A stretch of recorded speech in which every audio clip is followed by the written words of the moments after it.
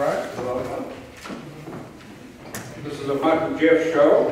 And I want to go back to it. Didn't quite finish. What? Come on. Hold on. What are you doing? The other thing Frank was saying here, and I just want to make, he's made the point clear, these are roles. They are not mental illnesses. Do not think of this as a description of who's mentally ill. Not a person in this room, as Frank said, that hasn't already bullied today, most likely, been a victim of bullying, or been a bystander to it. For example, the example I run into myself is my wife likes Mexican food and I don't. So we have a little battle about where we eat out. And I'll go to some Mexican restaurants, but not all the time. So if I'm tired, what I'll tend to do is say to myself, I've had it.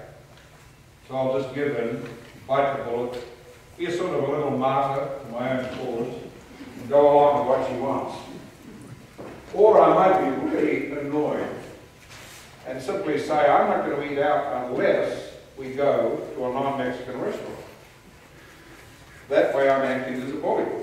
Or I might simply absent myself and have nothing to do with the decision, and maybe turn up later when she's already gone to the restaurant. A bystander. Now those are not serious. They're things that we all do all the time. But they are power struggles that affect us. You might say, well, okay, that's normal. But how about these horrible situations that occurred at Columbine, or that result in children's suicide? All right. Let me paint this scenario for those of you who have a regular girlfriend or boyfriend or are married. Would this be true of you? You have a thing that both of you argue about. You've argued about it many times before. Each time you argue, it doesn't resolve anything. You simply get sucked into an argument, and then afterwards you feel a little bit ashamed of yourself, and you might kiss and make up, or have a little sex, or whatever it is you make up with. And then you say to yourself, why did I do that again? What happened to me? What sort of stupidity that I got engaged in an argument that wasn't resolved, that I've had a million times before, and why didn't I think to say this, or why didn't I think to say that? It's a good question. You really acted sort of dumb. So what we say is when you get engaged in a bullying act, you lose 20 IQ points. That's why you say later, why didn't they say this or why didn't they say that? Why didn't you? You're still the same intelligent person you always were, except when you're bullying each other, you become unintelligent. And then later on, when you stop it, you are amazed at yourself. Now imagine if that was something a kid was doing at school. That process leads always nowhere. Bullying processes between children or adults do not result in solutions to problems. They simply result in more problems, and in the case I've given you, which is common in almost every marriage, a repetition of a problem never gets resolved. That's one point. Another point is, we're all in those roles, as Frank pointed out. We're in them all the time. Now,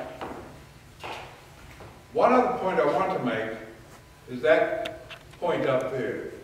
When these roles get fixed, when you remain, let's say, as a stuck victim, or you remain as a bully, and you are stuck in role, those problems, those roles then become repeated patterns of behavior.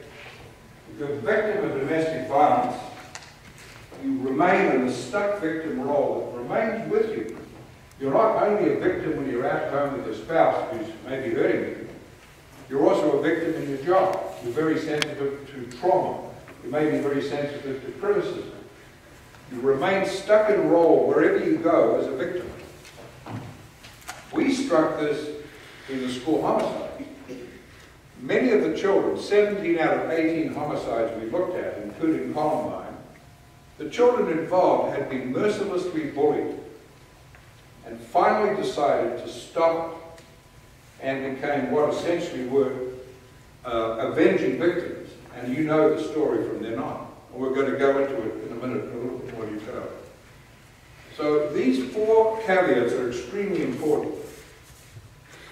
Keep in the back of your mind. These are not illnesses. These are roles that change. Keeping them changing is normal. And when they get fixed is when we get into trouble. Bring this down to a school. A school is a special sort of hotbed of group interaction. It's facilitated by the fact that children are tempestuous, their moods are up and down, and everybody's stuck in a building learning, and the law requires it. So it's a place where trouble can happen. And a recess is not a time when trouble stops. It's a time when trouble continues to go on. And as children grow up, their way of managing bullying changes. There's a few bits and pieces just to sort of take in and think about. We see sometimes bullying as physical, and children are hardwired to see big people as in charge. That's from birth. That's part of the way children survive. The human baby is immensely dependent. I don't know if you knew this, it surprised me. A rhesus monkey, when it's born, pulls itself out of the mother by grabbing the hair on her legs. Now, that's an amazing amount of activity for a newborn baby, right? What happens to the human infant? It just pops out, sometimes with the assistance of forceps. It's very passive, and it takes a long time for it to think about being independent. So it's very dependent on the big person to take care of it. After puberty, after sexual maturity, that changes. The hormones hit, and children then start a process of identity formation.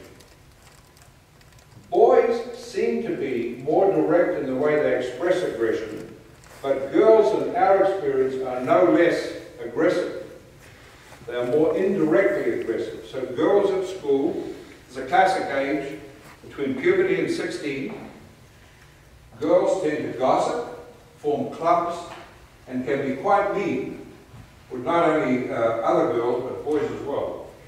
Here's another thing that people don't often realize. That is, boys, in general, are more injured by bullying than girls are. This doesn't meet the chest-beating gorilla view of men, the sort of tough guy, but it's a fact. Boys are immensely sensitive to bullying. Girls less so. Girls are indirect with aggression using gossip, using ostracizing others, using formation of clubs and special groups. You may remember that. Do you remember that when you were a kid? How many people here were members of a special club when they were at school, let's say, early teenage years? A few honest people. Good. Put your hand up if you've never bullied a person. You know the story, don't you? Yeah. Well, you know, it's so we've got a very sophisticated audience here. Great. Now, the other thing that Frank was making the point, bullying is a social process. It's not a person. And its form changes according to the social climate. So, this gives us a hopeful concept because it says essentially, if I can change the social climate, bullying will change. Note it doesn't say, if I change the bully, bullying will change, because that isn't true. You can change a bully and nothing will change in the school. Now, in the course of the last 30 years, 40 years, there have been hundreds of millions of dollars spent on anti-bullying programs which have not worked at all. At this very moment, the federal government of the United States is moving towards a recommendation of abandoning all anti-bullying programs because not a single one of them has worked at all anywhere. So now the question comes up that's extremely interesting. Why not? Anybody got some ideas about that? I want to get a little bit of interaction going here. What is that? Oh. Why do you think that is? Stuart, go ahead. Back? Yeah. I'd like to make the point that children often learn about bullying through adults, the workplace, politics and so forth. Yes. And it's an all of society issue, not just children. Absolutely. 100% true. One of the things that's very interesting, if you look at the world, and I see this in the United States, being a Kiwi, I'm sort of sensitive to it. Australia and New Zealand are regarded as the two worst countries in the world for bullying. Do you think that's true? Well, have a guess. What would you think is the worst country in the world for bullying? Russia, probably. Wouldn't you say so? Yeah. Sovereign democracy? Oh. Matter of fact, the United States ain't too good either. Why are New Zealand and Australia picked out as the two worst countries in the world for bullying? I congratulate you, by the way. Not for being the worst in the world, but for being honest enough to say it. The reason you're labeled that way is because you will admit you have a public health problem. As the gentleman in the back said, this is not confined to schools. I'm so glad he said that. Because this is not just a school program. CASSE is looking at how to create safe and supportive communities. This is a community effort. It's not just schools. New Zealand and Australia, and I always remember getting into a lot of trouble when I went to the USA because I spoke my mind. And in America, that's not usually the case. You guys say it like it is. And even though you have that label, there's a deep respect for people that can admit there's a problem. And many places cannot admit that. Workplace bullying in Australia has received the attention of the Prime Minister. It's considered a major public health menace, and it is. So you might say, well, why am I here looking at a school program? This is not a school program. It is and it isn't.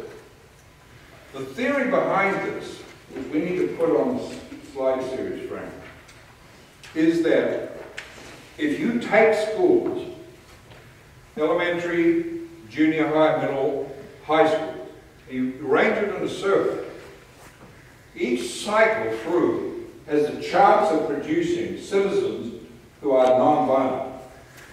If you start with little kids, say 3 to 12, at an impressionable age, they will do, generally speaking, what you guide them to do. And if you bring the parents into that process, it'll get even better. So theoretically, you start with a school system.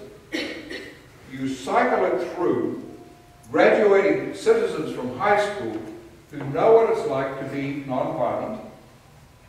And what you'll see soon in the video clip is they will tell you it's really good to have friends. One of the things a lot of people don't know is that bullies don't have any friends. Anybody here actually been a bully at school? Come on, Frank. You can't even.